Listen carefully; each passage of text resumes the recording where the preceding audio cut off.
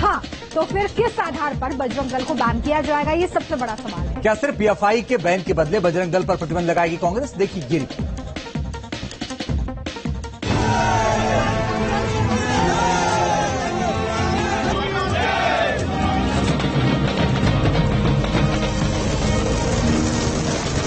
बजरंग दल पर बैन लगाएगी कांग्रेस।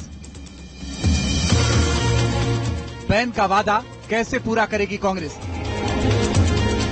एक वादा और बिगड़ गया 2024 का खेल। भले ही कांग्रेस ने कर्नाटक में मैदान मार लिया और देश में 2 से ज्यादा राज्यों में उसकी सरकार बन गई, लेकिन अभी भी कांग्रेस की मुसीबत कम नहीं हुई है। कांग्रेस एक झटके में बजरंग दल को प्रतिबंधित संगठन पीएफआई के समानांतर लाकर खड़ा कर चुकी है, लेकिन अब यही वादा उसके गले की फांस बन गया है। कर्नाटक में कांग्रेस की सरकार आ गई है और अब कांग्रेस समर्थक पूछ रहे हैं बजरंग दल पर बैन कब? तो बजरंग दल और हिंदू संगठन के समर्थक बैन को चुनौती देने की तैयारी में है। बीजेपी कर्नाटक में चुनाव हार गई, लेकिन जय बजरंग बली के नारे को वो नहीं भूली है। बजरंग बली की, बजरंग बली की, बजरंग बली की। सवाल ये है कि बजरंग दल पर बैन का आधार क्या होगा? बजरंग दल ना तो कोई आतंकी संगठन है और ना ही इसका हाथ किसी धमाके में आया है। देखिए, किसी भी संगठन को बैन करने के लिए खाली राज्य सरकार की अनुमति ही नहीं चलती है। सेंट्रल गवर्नमेंट का इन्वॉल्वमेंट बहुत ज्यादा होता है कि वो उनके रिकॉर्ड क्या है, उनके ट्रैक क्या है, ठीक है ना। और रही बजरंग दल को बैन करने की मांग, तो ऐसी कोई चीजें नहीं कि जिसको आधार पर रख के आप बजरंग दल को बैन करने की मांग रख सको। पीएफआई के साथ में बजरंग दल की तुलना करना यह सही नहीं है। बजरंग दल सदैव समाज सेवा में खड़ा रहता है। कर्नाटक चुनाव के दौरान बैन का वादा कर कांग्रेस देख चुकी है कि कैसे पूरे देश में कांग्रेस के खिलाफ विरोध प्रदर्शन हो चुका है। विरोध प्रदर्शन को देखकर ही कर्नाटक कांग्रेस के अध्यक्ष डीके शिवकुमार को कहना पड़ा, हर जगह हनुमान जी का मंदिर बनवाएंगे। बैन से पहले हिंदू संगठनों ने कांग्रेस को अंजाम भुगतने के लिए तैयार रहने की चेतावनी दी है। अभी सरकार बनी नहीं, उससे पहले ही ये दुस्साहस का प्रयास हमें लगता है ये कांग्रेस नहीं करेगी। बजरंग दल जैसे राष्ट्रवादी संगठन के बारे में इस तरह की सोच रखना ही पाप है।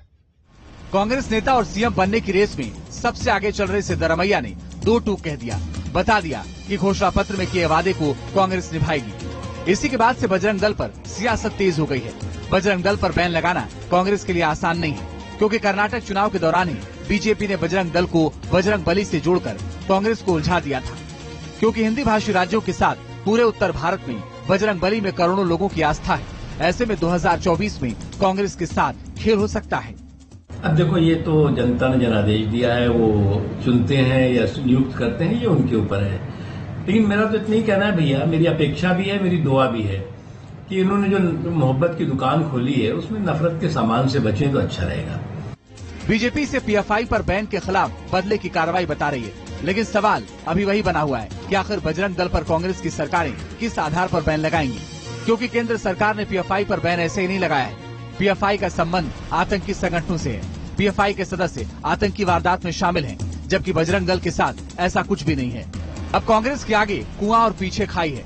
बैन लगाती है तो हिंदू नाराज हो जाएंगे, और अगर प्रतिबंध नहीं लगाती तो फिर 2024 में कर्नाटक के वोटर फिर से नाराज हो सकते हैं। ऐसे में एक समुदाय विशेष को खुश करने भर के लिए किया गया यह ऐलान अब कांग्रेस पर भी भारी पड़ता दिखाई दे रहा है।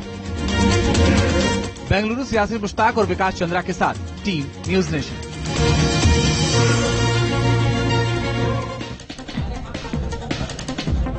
और देखिए, सवाल उठता है कि कांग्रेस जिस बजरंग दल को पीएफआई के समानांतर खड़ा कर रही है, दोनों में आखिर कितना फर्क है। चलिए ग्राफिक्स के जरिए आपको समझाते हैं कि आखिर दोनों में कितना फर्क है।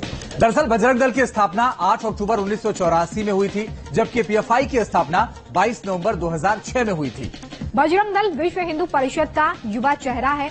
वहीं पीएफआई की बात करें तो पीएफआई में सिमी से जुड़े लोगों के शामिल होने का आरोप लगता रहा है। बजरंग दल पर धार्मिक जुलूस में हिंसा के आरोप लगाए जाते हैं, जबकि पीएफआई पर आतंकी संगठनों से साठगांठ के आरोप लगते रहे। वहीं एनआईए की जांच में कई बार इनके खिलाफ सबूत मिलने की बात भी कही जाती है। बजरंग दल सनातन संस्कृति का रक्षक होने का दावा करता है, जबकि एनआईए अपनी जांच में ये कह चुका है कि पीएफआई भारत में गजवाए हिंद की स्थापना के लिए फंडिंग कर रहा है। तो ये तमाम फर्क है, जिसकी वजह से आपको ये समझना होगा कि दोनों में बहुत अंतर है, और इस अंतर को समझकर कांग्रेस क्या कदम उठाती है ये देखना महत्वपूर्ण होगा। तो बड़ी बात यह है कि कांग्रेस ने अपने घोषणा पत्र में कह तो दिया था